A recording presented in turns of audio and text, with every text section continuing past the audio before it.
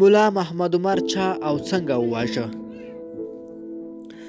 ملا محمد عمر د 2001 زیږدیز کال څخه را پدې خوا کله چې امریکایانو په افغانستان کې جګړه پیل کړه په یو نامعلومه ځای کې ژوند اختیار کړ. د امریکا حکومت په 2001 کال کې د نیویارک په سوداګریزو مرکزونو باندې بریدونو کې د لاس لرلو او د اسامه بن لادن د القاعدې د ترهګرۍ ډلې د غړو د نه سپارلو په خاطر تورن کړی و. ملا محمد عمر د خپلې واکمنۍ په وخت کې د ځینو داخلي او بهرني مخالفتونو سره مخ و چې دا مخالفتونه د واک د ختم وروسته هم ادامه درلوده. دا چې ملا محمد عمر په قوم هوتک و او د طالبانو د رهبریت په 180 کسانو کې یوازې 7 تنه د هوتک قوم اړوندو کسانو لیدل کېده. د ملا محمد عمر حکومت د ملګرو ملتونو سازمان له لوري په رسمیت ونه پیژندل شو او د طالبانو رژیم یوازې د 3 هیوادونو له لوري په رسمیت وپیژندل شو چې لومړی هیواد پاکستان و. د ملا محمد عمر په حکومت کې مشاورین او تخنیکی کارمندان ټول د پاکستان هیواد تابع وو. د بیلګې په توګه د هوایي چلند 80% کارمندان پاکستانیان وو. په هغه وخت کې اختر منصور د طالبانو دویم مشر د ټولو هوایي ډګرونو عمومي مسؤل وو او ټول سلاکاران او کارمندان پنجابي وو. کله چې په 2001 کې امریکا د ائتلاف په مرسته پر افغانستان حمله وکړه، ملا محمد عمر او ملګري یې له هیواد څخه وتښتېدل. ملا محمد عمر د کویټې شورا د طالبانو د همغږۍ د مرکز په توګه له سره تاسیس کړه. د یاد شورا په بغل کې د باجوړ او پیښور شورا هم جوړه کړه. د ملا محمد عمر داخلي اختلاف ورځ تر بلې پر ډېرېدو شول، څرنګه چې ملا محمد عمر نه سیاسي نه قومي او نه هم مالی امکانات درلودل او هغه ملګري چې وو ملا محمد عمر ته وفادار وو یا یې ووژل شو او یا هم بندي شول. ملا محمد عمر پر میدان یوازې پاتې شو. اختر منصور چې د طالبانو د واکمنۍ په وخت کې د هوایي ډګرونو عمومي مسؤل و، د پاکستان د څارګرې ادارې سره یې له اوله ټینګې اړیکې لرلې. د هر ډول امکاناتو مالی، سیاسي، قومي څخه برخمن و. د پاکستان د څارګرې ادارې له لوري د ملا عمر په وړاندې ودرول شو. د ملا محمد عمر نږدې ملګري لکه مولوي عبیدالله، حاجي بشیر نورزی، مولوي بلوڅ، مولوي سنگریار، مولوي جمعه خان او داسې نور زنداني شول او نور ملګري لکه ملا دادالله، ملا محمد عمر مخالف شول او ځینې نور ملګري لکه وکیل احمد متوکل، اکبر آغا عبدالسلام راکېټي او نور حکومت ته تسلیم شول او پاتې د دولت او امریکا له لوري ووژل شول. ملا محمد عمر پر میدان یوازې پاتې شو او د پاکستان له لوري هر ورته توجه ونه شوه. ملا محمد عمر د خپل د قدرت د برقرارۍ لپاره د زابل ولایت د باندینی کلي له لارې افغانستان ته راغلی. په افغانستان کې یې د ځینو پخوانیو ملګرو سره ولیدل ترڅو مجدد خپل واک پرې ودروي.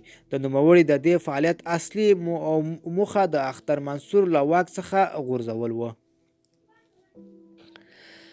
اختر منصور چې په دې وخت کې د پوره امکاناتو څخه برخمن شوی و، د خپلو استخباراتي په وسیله یې کله چې ملا محمد عمر غوښتل بیرته د زابل ولایت له لارې پاکستان ته ولاړ شي، احصار او بندي کړ.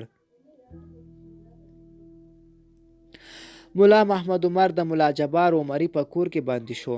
ملا جبار عمري یو وخت د ملا عمر شخصي ساتونکی اما د اختر منصور وفادار شخص و او کور د زابل ولایت د شینکي ولسوالۍ د سیوري په سیمه کې په یو داسې ځای کې موقعیت درلود چې د بهرنیو قرارګاه په 2 مترۍ کې واقع وه.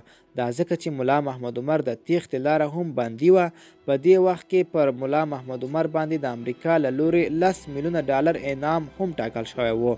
ملا محمد عمر چې د ملا جبار په بندیخانه کې تقریبا 8 کاله تیر کړل، د ملا جبار پر کور کې یو ځل بهرني ځواکونو عملیات هم وکړل، اما دا چې د ملا عمر د بندي کوټه ډیر په مهارت جوړه شوې وه، بهرنیانو یې په لټون ونه توانېدل چې ملا محمد عمر د زندان په شپو کې په روماتیزم او شکرۍ ناروغۍ مبتلا شو.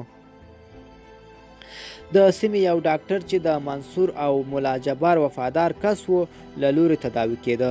کله چې د ملا عمر ناروغۍ دوامداره او سخته شوه، ملا منصور د ملا جبار په ذریعه ملا عمر د پاکستان وژوب ته یو نظامي روغتون ته واستاوه. د دې مودې څخه په ګټې اخیستې ملا محمد عمر خپل یو عکس او خط خپل کورنۍ ته ولېږه ترڅو د اختر منصور په هکله ورته آګاهي ورکړي. د لنډې تداوي وروسته ملا محمد عمر بیرته زندان ته زابل ولایت سیوري ولسوالۍ ته ملا عبدالجبار کور ته ولېږل شو. څرنګه چې خط او عکس د ملا محمد عمر زوی ملا یعقوب ته ورسید، د طالبانو ترمنځ او د اختر منصور په وړاندې مخالفتونه را پیدا شول.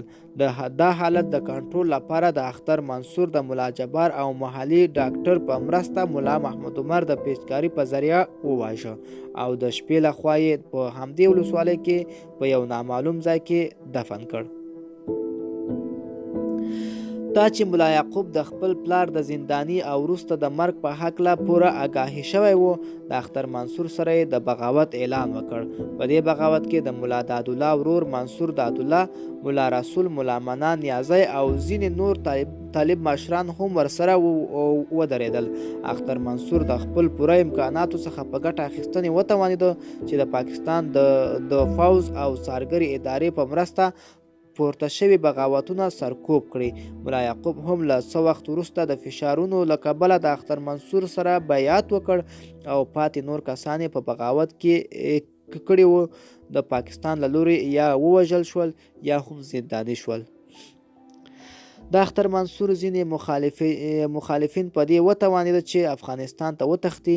منان نیازی د دولت سره یو ځای شو، اما منصور دادالله د اختر منصور له لوري ووژل شو. اختر منصور چې یو سرتنبه او د واک وږی شخص و، د سیاسي حمایت لپاره یې د ایران په سیاستان او زاهدان کې شوراګانې تاسیس کړلې. په دې وخت کې هیبت الله چې د طالبانو په وخت کې د نظامی محکمې مشر و، مولوي یعقوب او د خپلو ځینو ملګرو په مرسته وتوانېد چې د اختر منصور اطلاعات او امریکا ته ورکړي ترڅو امریکایان اختر منصور ووژني، ترڅو د هیبت الله په وړاندې داخلي خنډ جوړ نشي. همداسې هم وشول. د اختر منصور له ایران سره د دوستۍ له ویرې امریکا دې ته اړ شوه چې د مولوي هیبت الله د اطلاعاتو په مطابق اختر منصور له منځه یوسي.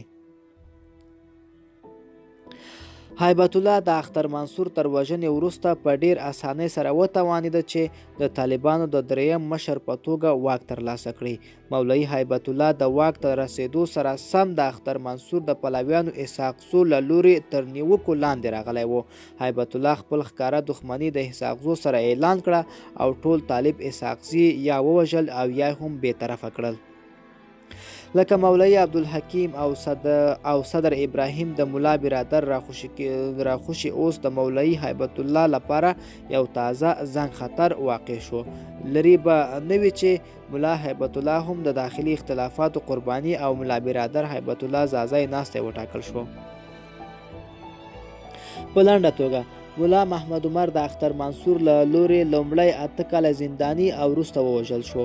اختر منصور د مولوي هیبت الله او مولوي یعقوب له لوري د امریکا په مرسته ووژل شو. اوس داسې ښکاري چې هیبت الله به په لنډو وختونو کې له صحنې څخه ګوښه او ملا برادر د طالبانو مشر وټاکل شي. ملا محمد عمر د مولوي غلام نبی هوتک چې په ملا پاسني مشهوره و زوی و او په کال 1499 هجري لمریز کې چې له 1918 زیږدیز کال سره سمون خوري د افغانستان د کندهار ولایت خاکریز ولسوالۍ د چاهیت په کلي کې زیږېدلی و. د ملا عمر کورنۍ د کندهار خاکریز ولسوالۍ څخه لومړی د ډنډې ولسوالۍ ته ولاړه او د څو کلونو وروسته د ارزګان ولایت د هریرود ولسوالۍ ته کډه شو.